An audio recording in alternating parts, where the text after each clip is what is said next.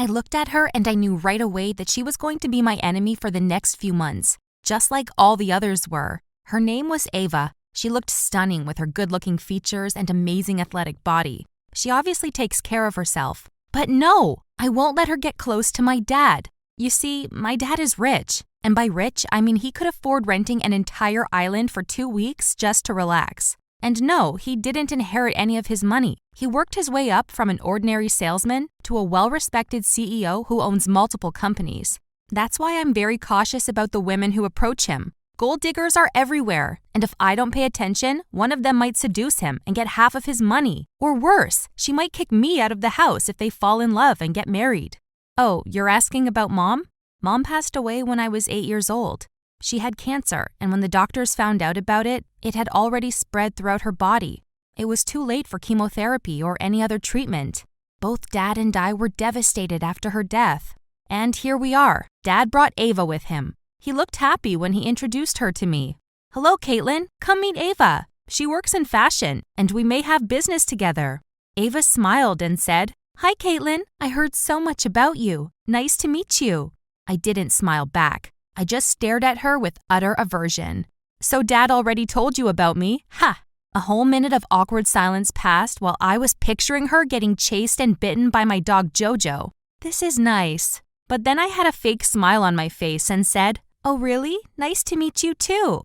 Ava could feel that I didn't like her, but she didn't comment. Dad saved the situation by saying, I think Caitlin is tired. We'll be in the office. Dad and Ava left me standing in the living room. This was the first time Dad brought someone to the house. I usually meet them at his company or at the parties he hosts for his employees, but not in our house, not where he and Mom used to live. I went to my room feeling anxious. I need to find a way to push her away. Back in the day, I used to steal Dad's phone when he was sleeping, unlock it, and send his girlfriends the most horrible messages and then delete them. Yeah, I knew his password. It was Mom's birthday, of course. And it worked. Dad wouldn't know why they broke up with him. He was so confused. Things went like that for a while until he caught me once. He yelled at me for not respecting his privacy, and since then, he locked both his room and phone. I woke up the next day and went to the kitchen to make some pancakes for Dad and I. To my utter shock, I found Ava drinking coffee there. Did she spend the night here? What the hell? Oh, now it's war. I asked her, Oh, good morning. Do you want some pancakes? She was surprised to hear my suggestion, but she said, Yeah, sure, why not? I started making pancakes, but I divided the batter into 2. The one for my dad and I was plain old delicious pancakes, but the second one I put lots of salt in it. I tasted it and it was gross. Dad came in after a while. He too was surprised to see us both in the kitchen.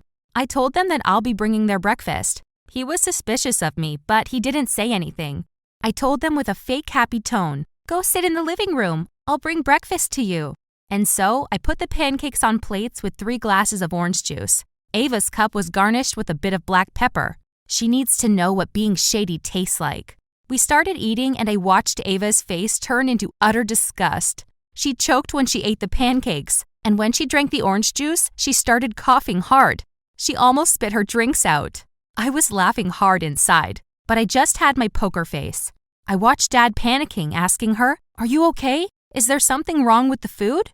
I looked at her, daring to say something, but she kept quiet and said, No, honey, it's just my stomach. I'm going to get ready. She left the table while Dad and I kept eating. I was irritated that she didn't do anything, but that only meant that I needed to raise my bar and pull out my big guns. So from that moment on, I started messing with Ava at every chance I got. When Dad went out with her, I called him and pretended to be sick. When she's at the house, I would listen to loud music, spill the drinks over her dress by mistake, or even get on her nerves by asking about her exes. And she endured it all. That woman was cold as ice. So I had to go to plan B, which was stalking.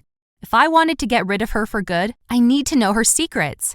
So one afternoon I went to the company where she worked and waited for her until she finished her work. Then I followed her to her house. And wow, she was rich. 2 luxurious cars were in front of her and a big pool outside. Wait, did I pass judgment too fast? Maybe she's not a gold digger after all. But while I was watching her, I saw her get out of the car with another man. He was super hot and attractive. Gotcha! I need to take pictures of the cheating that is about to happen and show them to my dad. They were still talking outside as I was figuring a way to enter the house. I noticed that the kitchen's back door was open, so I sneaked in before them. Her house was huge. I got out of the kitchen and found stairs leading to the second floor. I climbed up them and I found a big wooden door with Ava's name carved on it. Oh, so that's her bedroom. I went in checking everything. Her room was more like a royal suite. A big queen bed, fancy carpets, and wow, a huge closet. How many clothes does she have? But I couldn't keep exploring because I heard their footsteps getting closer. I panicked. I opened the closet and luckily there was a bit of space in the bottom shelf. I squeezed myself in and waited. I kept the closet's door slightly open to see what's about to happen, and my phone ready for taking pictures. Ava and the hot guy came into the room. They were still talking. Then she came close and hugged him tightly. I took 2 pictures and waited for what's about to happen. But surprisingly, nothing happened. She hugged him, then she gave him a few papers that were in one of her drawers. The hot guy left, and Ava stayed in the room. Ava changed her shoes and put on her PJs. Then she opened a little cabinet next to her, which turned out to be a refrigerator. She got out some snacks and drinks. Oh shoot! Was she planning to stay here the whole night? How am I going to get out of here? I need to wait for her to leave. Time passed and I was still watching her. I got super hungry and tired. Finally, around midnight, she turned the lights off and went to sleep. I waited a little bit to make sure she was deep asleep, and I opened the closet to get out as calmly as possible. But just as I was getting my right foot out, I heard a clicking sound. Who is that? I kept silent for a moment, and the clicking sound kept repeating. I went back to the closet thinking it was Ava. She must have woken up or something. But no, the door was opened, and I felt someone walk in. I got goosebumps all over my body as I saw a man wearing all black going in. He looked around and then stood next to Ava's bed and looked at her for a moment. Then he opened the drawers and took out a box, opened it and started taking out everything and putting them in a little bag he got out of his jacket. He's a robber! I started sweating, not knowing what to do. Should I call the police? But my phone went dead a few hours ago.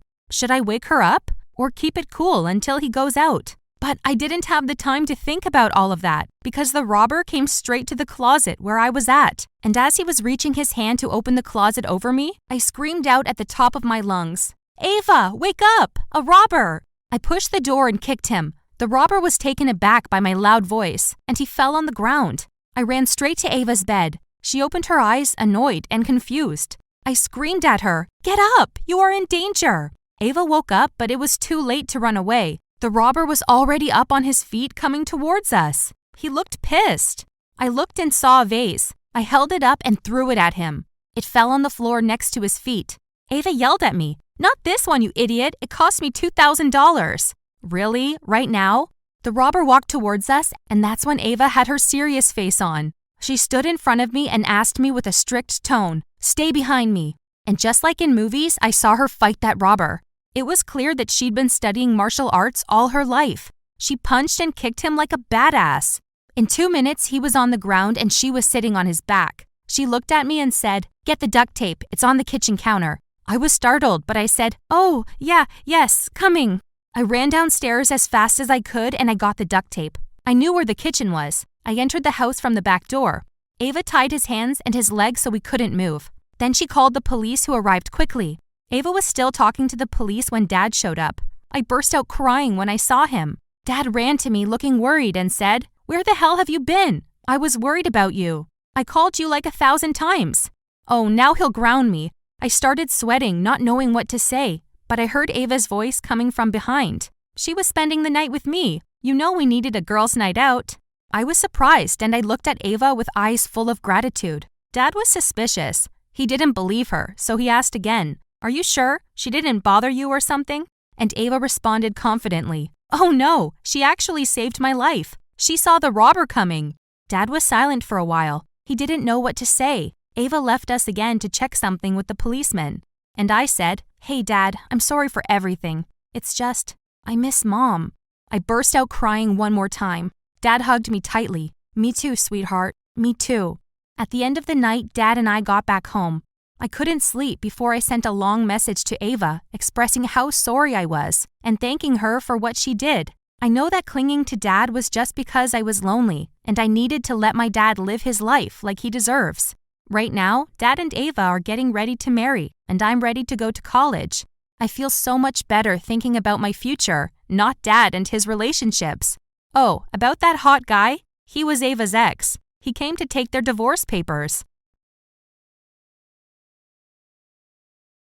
Hello, I'm Monica, and my stepmother hated me so much I had to move out. But let's start from the beginning.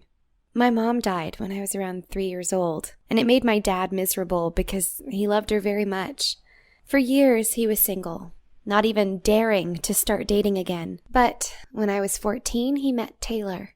She kind of looked like my mother, but as I was told, she wasn't anything like her in terms of character.